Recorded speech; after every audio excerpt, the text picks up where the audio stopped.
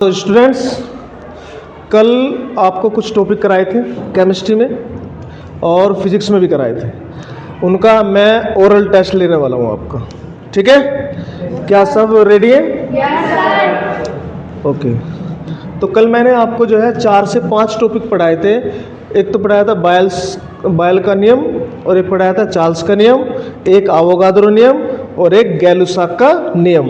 एक बताया था सीपी के बारे में और एक बताया था सीवी के बारे में, और फिर सीपी और सीवी के रेशो के बारे में बताया था। आया कुछ याद? Yes sir. अब मैं सुनने जा रहा हूँ आपसे। ठीक है? तो सोच समझ कर जवाब देना है। सबसे पहले ये लड़की खड़ी हो जाएगी, मिस खुशी। खुशी, बताओ बेटे, बायल ने अपने नियम में क्या बात बताई और किसके बारे में बताई? अगर ताप स्थित होगा तो उसका घनत्व बढ़ेगा और ताप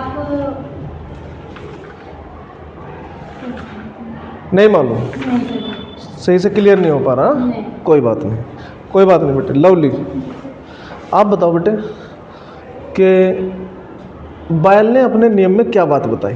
सर, बॉयल के नियम अनुसार किसी गैस में नियत ताप पर जो द्रव्यमान होता है वो स्थिर होता है, तो उसमें जो दाब है वो आयतन के विरुद्ध क्रमानुपाती होता है। जहाँ दाब का यदि हम 2 गुना कर दें तो जो द्रव्यमान होगा वो आयतन जो होगा वो आधा रह जाता है। इसका फॉर्मूला होता है। ठीक है, बस मुझे ये बताओ कि बायल के नियम में किस चीज़ को कांस्टेंट रखा जाता है? ताप को। ताप को कांस्टेंट रखा जाता है। क्या फॉर्मूला होता है उसको? P1 V2 = P2 × V2। P1 × V1 = P2.V। ये P1 और V1 क्या है? P1 जो है वो ताप, जो P है वो दाब है और V है जो आयतन। आयतन है। लेकिन P1 क्या है और P2 क्या है?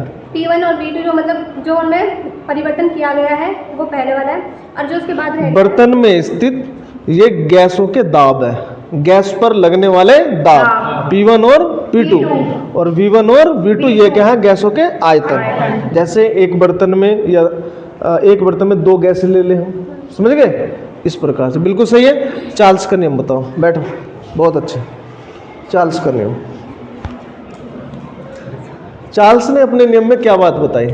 या CP/CV, एक परमाणु गैस के लिए इनका रेशो क्या होता है? CP/CV का रेशो बताओ एक परमाणु गैस के लिए। एक परमाणु गैस के लिए? हाँ, नहीं यार, पढ़ के नहीं आया, ये सही नहीं है भाई। प्रीत, मिस्टर प्रीत, आप बताओ CP/CV का रेशो क्या आएगा अगर गैस एक परमाणु का, मतलब एक परमाणु का मतलब होता है जैसे ऑक्सीजन है O, हाइड्रोजन है H, नाइट्रोजन है H, इसमें एक ही परमाणु है ना, एक ही एटम। 5/3 सोल्व करके कितना आएगा इसका? 1.6, ये बताओ, तुम बताओ। 1.67 ठीक है। CP/CV का रेशो कितना आएगा एक परमाणु गैस के लिए? 1.67 या 5/3। ठीक है, बैठो। बिल्कुल सही जवाब दे रहे हो, अभी तक तुम सही चल रहे हो। ठीक है, अब ये लड़की खड़ी, अब की बार क्लैपिंग करानी है मुझे। जो भी बच्चा सही जवाब देगा और सबके लिए क्लैपिंग कराऊंगा। बताओ बेटे, आवोगाद्रो नियम क्या है? आवोगाद्रो ने अपने नियम में क्या बात बताई? शॉर्टकट में बताना है। इसमें ये बताया आवोगाद्रो नियम ने कि ताप, दाब और गैस के आयतन जो वो होता है ना, आयतन वगैरह वो सारे सेम होते हैं, उनके अणु भी सेम होते हैं। आवोगाद्रो नियम में किस चीज़ को स्थिर रखा गया? कांस्टेंट किसे रखा गया? वो अणुओं को। अच्छा, आवोगाद्रो नियम में किन की संख्या समान होती है?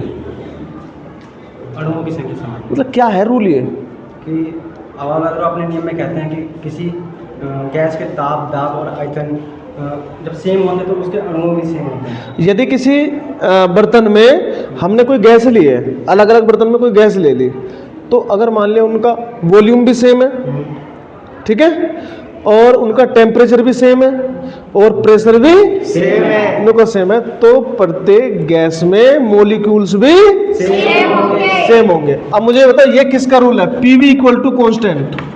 एक बच्चे से पूछूंगा मैं, वही जवाब देगा। PV इक्वल टू कॉन्स्टेंट, ये किसका रूल है? किसका रूल है? अब बैठो।